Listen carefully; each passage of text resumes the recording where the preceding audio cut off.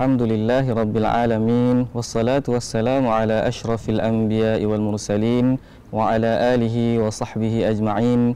Qala rabbi shrah li sadri wa yassir li amri wahlul 'uqdatam min lisani yafqahu qawli, amma ba'd.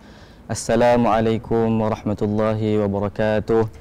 Para penonton yang saya kasihi sekalian, alhamdulillah bertemu kita sekali lagi dalam program Asbab An-Nuzul. Dan pada hari ini saya tidak keseorangan, bersama-sama dengan saya perkenalkan di sebelah kanan saya iaitu Al-Fadil Dr. Muhammad Hafiz Saleh, merupakan ketua program pengajian Quran dan As-Sunnah. Assalamualaikum Doktor. Waalaikumsalam warahmatullahi wabarakatuh. Apa khabar Doktor? Alhamdulillah sihat. Alhamdulillah. Alhamdulillah sihat Doktor. Alhamdulillah. Doktor, apakah perasaan Doktor dalam menyambut Ramadan pada tahun ini? Bolehkah kongsikan? Alhamdulillah, terima kasih Ustaz Fitri. Sangat-sangat syukur pada Allah Subhanahu Wa Taala kerana Ramadan kali ini sama-sama dapat kita terus beribadah secara berjemaah. Alhamdulillah. Alhamdulillah, itu di antara nikmat yang sangat-sangat besar yang harus kita syukuri berbanding dengan tahun lepas di mana kita dapat berjemaah tapi jemaah yang kecil di rumah. Tapi alhamdulillah di atas kurniaan Allah Subhanahu Wa Taala, tahun ini insya-Allah kita akan terus beribadah kepada Allah Subhanahu Wa Taala secara berjemaah di rumah Allah Subhanahu Wa Taala. Alhamdulillah, terima kasih banyak Al-Fadhil Doktor. Insya-Allah kita akan kembali kepada Al-Fadhil Doktor sebentar sahaja lagi, dan jemputan kita pada hari ini ialah saudara Muhammad Hanan bin Muhammad Hanif yang merupakan yang dipertua Majlis Perwakilan Pelajar USIN sesi pengajian 2020-2021. Apa khabar saudara Hanan? Khabar baik, alhamdulillah. Alhamdulillah sihat ya. Alhamdulillah. Terima kasih saudara Hanan kerana sudi bersama dengan kita pada hari ini. Dan sama juga Ustaz nak tanya kepada saudara Hanan, apakah perasaan Hanan sendiri dalam menyambut Ramadan pada tahun ini? Bolehkah kongsikan kepada penonton? Bismillahirrahmanirrahim. Terima kasih kepada Fadil Ustaz Fitri, Ashabul Fadilah, guru saya Dr. Hafiz Saleh.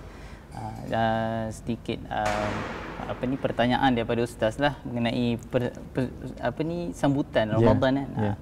Seperti mana yang Fadil Dr. Hafiz Saleh beritahu tadi, kalau kalau tahun lepas tu kita dalam bilangan yang kecil lah, tapi tahun ni insya-Allah mudah-mudahan dia berpanjangan, maksudnya kita dapat bertarawih di masjid. Insya-Allah. Insya-Allah. Jadi perasaan tu gembira sikitlah berbanding dengan tahun lepas. Tahun lepas tu kita berada di rumah sahaja. Allah. Terima kasih banyak Ustaz Hanan. Okey, penonton yang saya kasihi sekalian, kita akan teruskan program kita pada hari ini. Dan saya nak minta Dr. Hafiz tentukan kepada kita pada hari ini apakah ayat pilihan kita untuk kita bincangkan pada hari ini. Baik, para penonton yang dirahmati Allah Subhanahu Wa Taala, Al-Fadhil Ustaz dan saudara Hanan, insya-Allah surah yang kita akan pelajari adalah Suratul Nasr. Surah yang ke-110 mengikut susunan mushaf. Dan kita akan dengarkan bacaan daripada Al-Fadhil Ustaz Fitri ayat pertama hingga ayat yang ketiga, dan insya-Allah saudara Hanan akan bacakan terjemahannya insya-Allah. Jadi silakan Al-Fadhil Ustaz. Baik Ustaz. Doktor, saya minta izin untuk baca ya. A'udzu billahi minasy syaithanir rajim.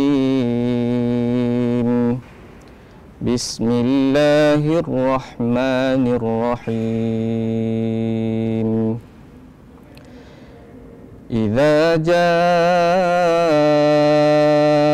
nasrullahi wal fath wa ra'aitan nasa yadkhuluna fi dinillahi afwaja fasabbih bihamdi rabbika wastaghfirh innahu kana tawwaba. Shadaqallahul azim. Macam mana Doktor bacaan saya? Masya-Allah, alhamdulillah. Alhamdulillah. Bacaan yang sangat merdu, masya-Allah. Syukur pada Allah Subhanahu Wa Taala ya, kerana itulah di antara keistimewaan yang saya suka solat di sini. kerana barisan imam-imamnya masya-Allah. Masya Ya, Allah. boleh dikatakan hampir semua barisan imam-imamnya, termasuklah ustaz sebagai ketua lah ya. Ketua bagi imam-imam ni. Masya-Allah, dengan suara, dengan bacaan yang bertajwid, bacaan yang beralun, yang menarik lah. Jadi secara tak langsung kita boleh jemput kepada semua sekali untuk sama-sama mengimarahkan pusat Islam ya di Universiti Sains Islam Malaysia. Sama-sama solat berjemaah, solat bertarawih di sini. Mudah-mudahan ya dapat mendengar bacaan-bacaan imam pusat Islam dan juga jemputan-jemputan insya-Allah. Terima kasih banyak. Kemudian teruskan kita mendengar terjemahan daripada saudara Hanan. Izinkan saya, Doktor. Silakan. Okey, silakan. Dengan nama Allah yang Maha Pemurah lagi Maha Penyayang, apabila telah datang pertolongan Allah dan kemenangan, dan engkau melihat manusia berduyun-duyun masuk agama Allah, maka bertasbihlah dengan memuji Tuhanmu dan mohonlah keampunan kepadanya. Sesungguhnya Dia Maha Penerima Taubat. Alhamdulillah. Terima kasih Saudara Hanan. Doktor, kita dah baca surah An-Nasr dan kita pun dah dengar terjemahannya. Jadi saya kira elok sangatlah kalau doktor terangkan kepada kami dan para penonton sekalian apakah asbab an-nuzul kepada surah An-Nasr ini. Silakan doktor. Baik, alhamdulillah wassalatu wassalamu ala Rasulillah. Terima kasih kepada Al-Fadhil Ustaz dan saudara Hanan atas bacaan Al-Quran dan terjemahan sebentar tadi. Pertama sekali, alhamdulillah, suratul Nasr. An-Nasr itu sendiri bererti pertolongan. Pertolongan daripada Allah Subhanahu wa taala. Baik, bila kita bicarakan tentang asbabun nuzul, ada beberapa pandangan daripada para ulama. Sebahagian di antara mereka menyebutkan bahawa surah ini turun ketika peristiwa Fathu Mekah yang berlaku pada tahun yang ke-8 Hijrah. Manakala ada juga sebahagian daripada para ulama menyebutkan bahawa surah ini turun dalam peristiwa Haji Wada yang berlaku pada tahun yang ke-10 Hijrah. Baik. Bila kita melihat ayat pertama di mana Allah Subhanahu wa taala berfirman idza jaa nasrullah, bila datangnya pertolongan daripada Allah, wal fath, dan kemenangan. Baik. Dekat sini kita boleh persoalkan, kita boleh bertanya dalam diri kita tentang beberapa soalan, antaranya 3 perkara. Ya, kalau kita nak tadabbur, pertama sekali kita kena tanya, nasrun dengan fath, pertolongan dan kejayaan datang dari siapa? Oh, Masya Allah, kan? Itu membuatkan kita berfikir, kerana boleh jadi hari-hari kita menempuh ya kehidupan kita, Allah bagi pertolongan kepada kita, Allah bagi kejayaan kepada kita. Maka bila kita bertanya kepada diri kita, pertolongan datang dari siapa? Kejayaan datang daripada siapa? Maka jawapannya datang daripada Allah Subhanahu wa taala. Okey, baik. Kemudian antara perkara yang kita nak tanyakan lagi dalam diri kita, idza jaa nasrullah. Okey, bila datangnya pertolongan daripada Allah Subhanahu wa taala, kita akan tanya bila, ya, bilakah dia datang? Maka sudah tentulah pertolongan Allah Subhanahu wa taala datang apabila kita meminta kepada Allah Subhanahu wa taala, kita berusaha dan kita berdoa kepada Allah, nescaya Allah yang akan datangkan kejayaan kepada kita. Baik. Kemudian yang menariknya dalam surah ini, Allah Subhanahu wa taala ajar pada kita, bila datangnya pertolongan Allah, kita dapat pertolongan daripada Allah, alhamdulillah. Kita dapat kejayaan daripada Allah. Apa yang kita kena buat? Maka surah ini dah mengajarkan kepada kita apa yang harus kita buat. Jadi sidang penonton yang dirahmati Allah Subhanahu wa taala, hari-hari dalam kita menjalani kehidupan, kadang-kadang ada kesusahan, kadang-kadang ada ujian. Waktu itu kita hanya ingat pada Allah Subhanahu wa taala, tidak berharap kepada makhluk, tidak bergantung kepada manusia, tetapi letakkan seluruh pengharapan kepada Allah Subhanahu wa taala. Letakkan seluruh pergantungan kepada Allah. Baik. Dengan cara itu, insya-Allah Allah akan tolong kita. Dan selalu kena ingat, bila Allah dah tolong kita, Allah dah beri kejayaan kepada kita, apa yang kita kena buat adalah kita tengok apa Allah Subhanahu wa taala sebutkan di dalam ayat yang ketiga, fasabbih bihamdi rabbika wastaghfir.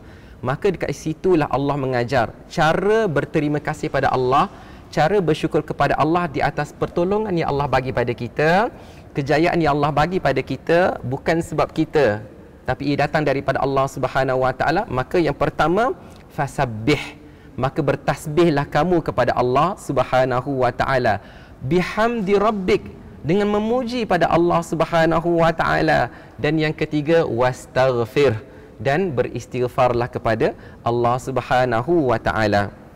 Jadi para ulama menyebutkan surah ini turun di akhir-akhir hayat Rasulullah sallallahu alaihi wasallam. Baik, kita nak undur kepada ayat yang kedua, wara'aitan nas. Apa yang menjadi kayu ukur kepada kejayaan Rasulullah sallallahu alaihi wasallam dalam surah ini? Apabila wara'aitan nas, apabila kamu dapati manusia memeluk ke dalam agama Islam secara berbondong-bondong, ramai sekali. Jadi itu adalah kejayaan Rasulullah sallallahu alaihi wasallam. Baik, kita nak tanya, kejayaan ini berlaku bila? Adakah sejurus Rasulullah dilantik menjadi Rasul? Tak.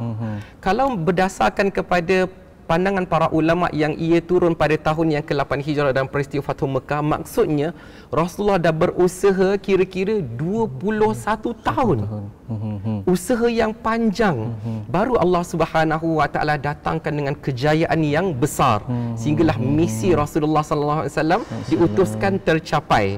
Kalau mengikut pandangan yang menyebutkan baginda turun surah ini pada haji wada, maka 23 tahun. Panjang. Jadi kita tak boleh berputus asa. Jadi berdasarkan kepada ayat ini, bila Allah Subhanahu Wa Taala dah berikan kejayaan, maka Rasulullah sallallahu alaihi wasallam zahirkan dengan banyak bertasbih kepada Allah, banyak bertahmid kepada Allah, banyak istighfar kepada Allah, sehingga disebutkan di akhir hayat baginda banyak menyebutkan subhanakallahumma rabbana wa bihamdika Allahumma ghfirli. Gabungan ketiga-tiga perintah Allah Subhanahu Wa Taala. Ada tasbih, ada tahmid dan istighfar. Dan apa yang Rasulullah lakukan itu diikuti oleh para khulafa ar-rasyidin. Okay? Nak tunjukkan bila mana dah berjaya, terus ingat Allah, syukur pada Allah, terima kasih pada Allah. Apa kesan dia? Allah bagi kemenangan demi kemenangan, walaupun selepas kewafatan Rasulullah sallallahu alaihi wasallam. Doa itu dibaca waktu mana tu, Doktor? Ya? Doa itu dibaca waktu mana? Doa itu Rasulullah sallallahu alaihi wasallam perbanyakkan dalam rukuk dan sujud baginda. Rukuk dan sujud. Boleh Doktor ulang lagi sekali? Subhanakallahumma rabbana wa bihamdika Allahumma ghfirli. Jadi ini adalah satu tasbih yang sangat digalakkan untuk kita baca setiap kali kita dapat kejayaan. Bila kita gembira dengan nikmat daripada Allah, kita terus puji Allah Subhanahu Wa Taala. Jadi kesimpulannya, Al-Fadhil Ustaz dan Saudara Hanan, bila mana Allah Subhanahu Wa Taala beri kejayaan kepada kita, kemenangan kepada kita, bahkan apa-apa kegembiraan kepada kita, keywordnya adalah syukur. Syukur dengan mengingati Allah Subhanahu Wa Taala, sebagaimana Allah terus beri kemenangan dan kemenangan kepada para sahabat selepas kewafatan baginda. Asbab bersyukur dengan tasbih, tahmid dan istighfar, macam itulah juga yang kita lakukan dalam kehidupan kita, insya-Allah. Wallahu a'lam. Jadi, Mak Ustaz, boleh saya bertanya, Ustaz? Silakan. Saya mungkin apa, Ustaz? Jadi Ustaz, maksudnya kalau selama macam saya sebagai pelajar, Ustaz, baru-baru ni kita dapat result exam kan, apa ni keputusan peperiksaan. Jadi seharusnya, Ustaz, bila kita dapat kejayaan, maksudnya saya rasa bukan kejayaan je, bahkan bila kita dapat keputusan tu pun kita rasanya perlu tasbih dan tahmid dan juga istighfar. Betul, Ustaz? Betul, alhamdulillah. Itulah caranya. Itulah cara yang sebenar. Apabila kita nak menzahirkan kegembiraan kita, semuanya kita kembali kepada Allah. Semuanya kita serah kepada Allah. Tidak ada kejayaan tanpa pertolongan daripada Allah Subhanahu Wa Taala. Bahkan tidak ada yang menggembirakan melainkan semua datang daripada Allah. Jadi itulah betul sebagaimana yang dikatakan oleh Saudara Hanan, tepat sekali dalam dunia pendidikan sebagai pelajar selalu syukur pada Allah. Bahkan dia berkali-kali, kesyukuran tu berkali-kali. Bukan sekadar bila dapat final result saja. Bahkan lepas kita presentation dipuji oleh pensyarah, alhamdulillah, puji Allah Subhanahu Wa Taala. Dapat jawab kuis dengan baik, masih dalam pertengahan semester. Puji Allah Subhanahu Wa Taala, takkan rugi. Sebab la in syakartum la azidannakum. Semakin kamu bersyukur, sekiranya kamu bersyukur, maka Allah akan tambahkan. Kalau kita bersyukur dengan nikmat kejayaan, nikmat pembentangan kita, maka Allah akan berikan lebih lagi dan lagi, insya-Allah.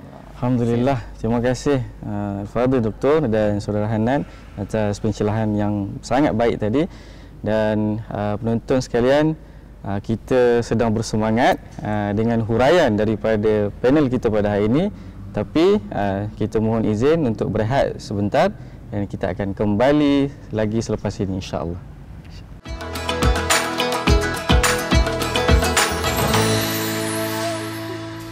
Penonton yang dirahmati Allah Subhanahu Wa Taala sekalian, alhamdulillah kembali lagi kita dalam rancangan Asbab An-Nuzul.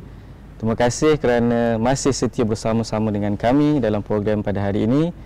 Dan untuk pengetahuan, tema Ramadan kita pada tahun ini adalah insan terbaik.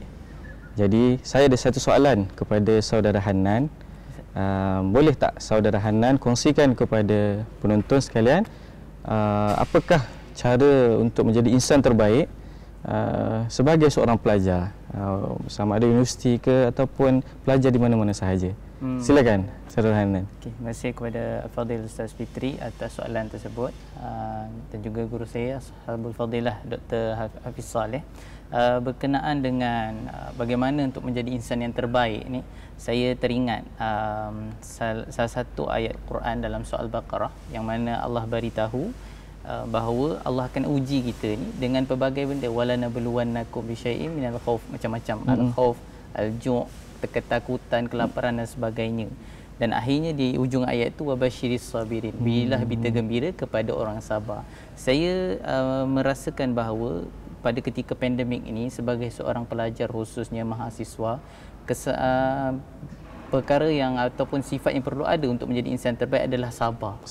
Kesabaran yang tinggi, yang mana kita sering mendengar perbahasan ulama mengenai Ramadan ni ada berkaitan dengan sabar kan.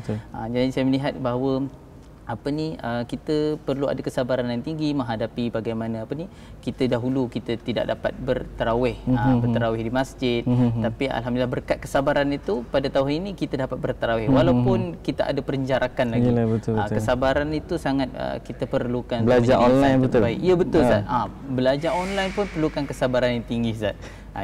Kadang-kadang terputus, terkeluar, kita tak berapa dengar apa yang lecturer cakap kan. Jadi saya melihat bahawa pelajar itu sendiri khususnya dan ke semua para penonton secara umumnya, kesabaran itu adalah salah satu sifat yang terbaik untuk dicontohi, sebagaimana itulah sifat Nabi sallallahu alaihi wasallam. Terima kasih Saudara Hanan. Penonton sekalian, lihatlah ketokohan yang dipertua MPP kita, menunjukkan yang kualiti beliau sangat hebat ya, masya-Allah.